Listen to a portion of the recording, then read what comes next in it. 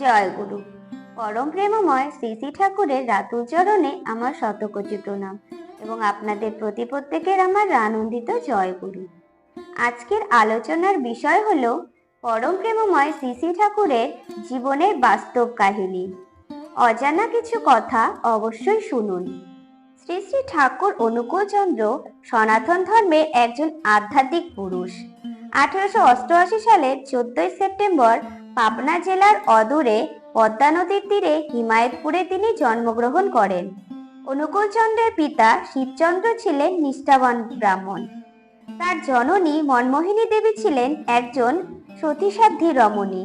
তিনি উত্তর ভারতের যোগী পুরুষ শ্রী শ্রী হুজুর মহারাজের শিষ্য। ঠাকুর অনুকূল চন্দ্র মায়ের কাছে দীক্ষা গ্রহণ করেন। পদ্মা নদীর তীরে হিমায়তপুর গ্রামেই অনুকূল চন্দ্রের শৈশব, বাল্য, কৈশোর অতিক্রান্ত হলো। পিতামাতার প্রতি ছিল তার গভীর শ্রদ্ধা। একবার পিতার অসুখের সময় সংসারে খুব অর্থকষ্ট দেখা দেয়। বালক অনুকূল চন্দ্র এগিয়ে এলেন সংসারে হাল ধরতে। তিনি প্রতিদিন 2.5 মাইল হেঁটে গিয়ে শহরে মুড়ি বিক্রি করে যে অর্থ দিয়ে পিতার জন্য ওষুধ আনতেন, পথ্য আনতেন। মায়ের প্রতিও ছিল তার অগাধ ভক্তি। মা বাবার মুখে হাসি ফোটাতে সকল কষ্ট তিনি অকাতরে সইতে পারতেন। হিমায়তপুরে পাঠশালায় পাঠ সমাপ্ত হলে তিনি পাবনা ইনস্টিটিউটে ভর্তি হন। সহপাঠীদের কাছে ঠাকুর অনুকূল চন্দ্র ছিলেন প্রিয় পাত্র। বলতেন প্রভু, আবার কেউ এক ধাপ এগিয়ে বলতেন অনুকূল আমাদের রাজা ভাই। পাবনা থেকে নৈহাটি উচ্চ বিদ্যালয় এলেন অনুকূল চন্দ্র। এখান থেকেই প্রবেশিকা পরীক্ষায় তিনি মনোনীত হন, কিন্তু সে পরীক্ষা দেওয়া তার ভাগ্যে ঘটেনি। এক দরিদ্র সহপাঠীর পরীক্ষার ফিসের টাকা জোগাড় করতে পারেনি দেখে ব্যথিত ঠাকুর অনুকূল চন্দ্র নিজের টাকাটা তাকে দিয়ে দেন। মায়ের ইচ্ছা পূরণের জন্য এরপর তিনি কলকাতার ন্যাশনাল মেডিকেল কলেজে ভর্তি হন। পিতা অসুস্থ, সংসারে দারিদ্র্যের কালো ছায়া। তাই শিক্ষা জীবন ছিল ঠাকুর অনুকূল চন্দ্রের জীবন সংগ্রামের সময়। টাকার অভাবে ঠিকমতো খাওয়া পর্যন্ত জুটত না। কখনো রাস্তার ধারের কল থেকে জল খেয়ে কাটাতে হতো। আর্থিক কষ্ট থাকলেও অনুকূলের ছিল মধুর অমায়িক ব্যবহার। তার ব্যবহারে মুগ্ধ হয়ে প্রতিবেশী ডাক্তার হেমন্ত কুমার চাটুর্যে ঔষধ সহ একটি ডাক্তারি বাক্স তাকে উপহার দেন। অনুকূল চন্দ্র ওই ঔষধ দিয়েই শুরু করেন কুলি মজুরদের সেবা। সেবার আনন্দের সাথে সাথে সে সামান্য কিছু অর্থ আয় হতো, তাতেই ক্রমে ক্রমে তার অর্থকষ্টের অবসান হয়। কলকাতা থাকা অবস্থায় অনুকূল চন্দ্র মাঝে মাঝে গঙ্গার ধারে বসে ধ্যানমগ্ন থাকতেন। হিমায়তপুরে চিকিৎসক হিসেবে তার ধর্মজীবন শুরু হয়। এতে তার অভূতপূর্ব সাফল্য আসে। তবে তিনি শুধু দেহের চিকিৎসাই করেন না, মনের চিকিৎসাও করেন।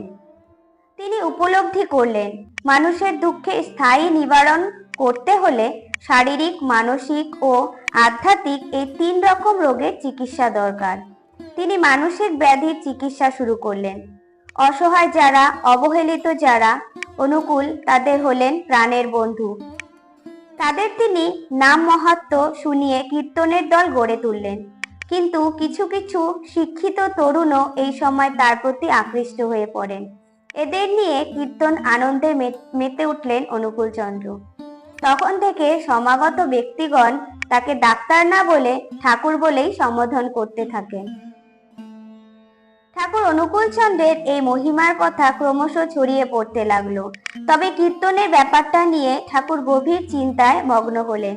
তিনি উপলব্ধি করলেন কীর্তন মানুষের মনকে উপরের স্তরে নিয়ে যায় বটে, কিন্তু সে অবস্থা বেশিক্ষণ ধরে রাখতে পারে না।